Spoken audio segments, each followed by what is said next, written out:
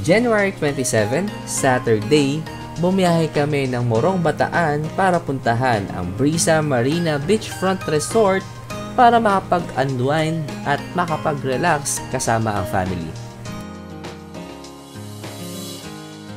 Bago kami mag-check-in sa aming hotel, since maaga pa naman, mga around 1 o'clock pa lang tong time na to, ay nag-decide kaming kumain muna dito sa may roadside. Actually, mahirap makahanap ng food and restaurant dito sa may Morong Bataan. Parang ito lang yung nakita namin na kainan along the highway. Pero mura at masarap yung mga pagkain nila dito. Pagkatapos nga namin kumain, ay dumiretso na kami dito sa may Brisa Marina Beachfront Resort para mag-check-in. Papunta dito, medyo magiging mahirap lang dahil may part na rough road siya, mabato, kaya medyo magiging matagal. Siguro mga 2 minutes lang naman. Pero pagdating nyo naman sa lugar na to, ay grabe, napakaganda. Ang aliwalas ng lugar nila at yung view ng dagat at ng araw, napakaganda talaga. Panoorin nyo to.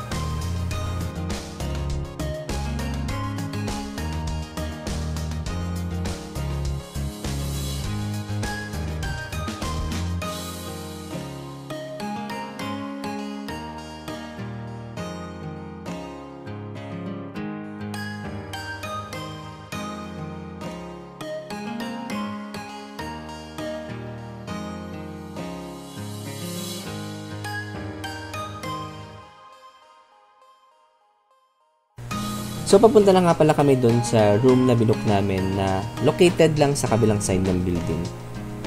Ang binook pala namin na room ay yung family room with ocean view na I think good for 6 to 8 persons siya. Malaki yung kwarto at syempre, ang nagpaganda doon yung veranda para makita at matanaw yung ganda ng dagat. Panoorin niyo to.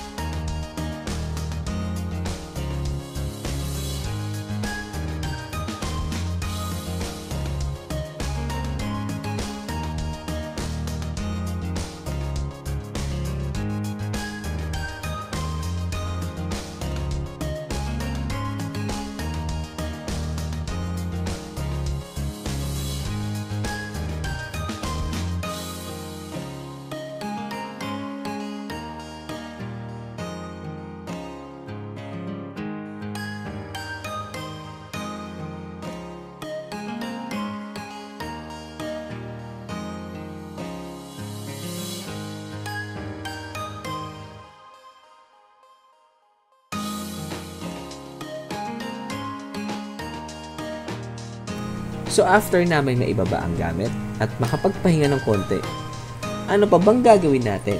Syempre, kailangan natin i-enjoy ang place at maliligo tayo.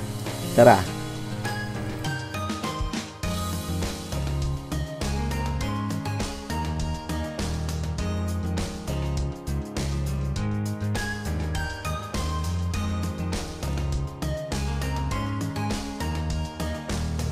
Isa nga sa nagustuhan ko sa lugar na to ay yung kagandahan ng lugar at ang tanawin ng dagat. Tapos dadagdagan mo pa ng ganitong tama ng araw kasi dito sumasakto yung paglubog ng araw. Sinong hindi marerelax at mag-e-enjoy sa ganitong lugar kung ganito nga naman talaga ang makikita at matatanaw mo.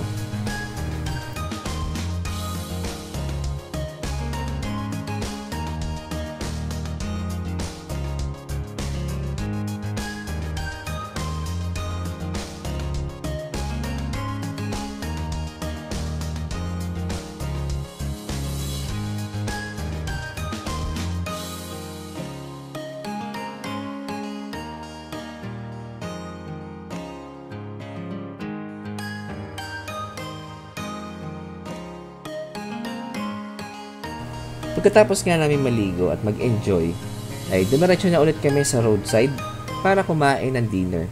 Malapit lang kasi itong roadside sa labas lang ng Brisa Marina.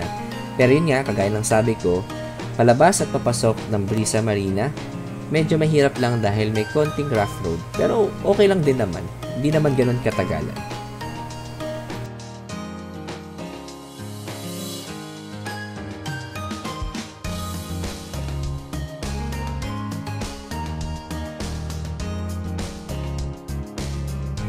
Kinabukasan, syempre, kailangan gumising ng maaga para sulit ang bayad. Kaya naglakad-lakad muna kami dito sa may resort at naligo sa dagat at sa pool at in-enjoy nga talaga namin ang pagstay namin dito sa resort na to.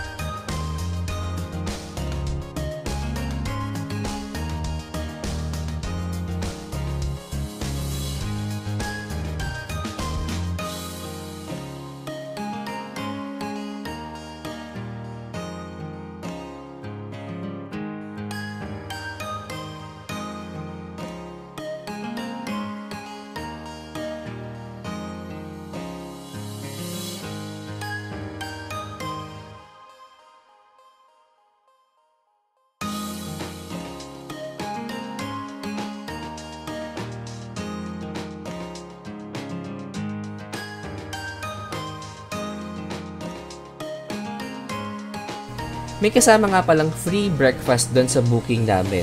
So after nyo maglakad-lakad sa umaga at maligo sa dagat at pool, kailangan may laman ng tiyan, kaya dapat may agahan.